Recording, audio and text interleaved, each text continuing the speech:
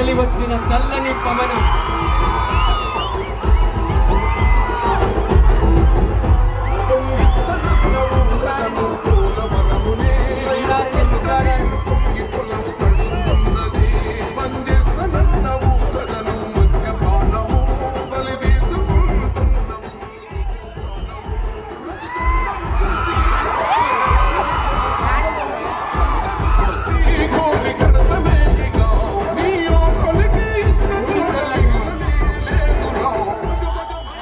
కూడిచెర్ల గ్రామ భావి జనసేనాని ఆయన ముద్దెట్టి భుజాన ఎత్తుకున్నారు, ఆశీర్వదించారు.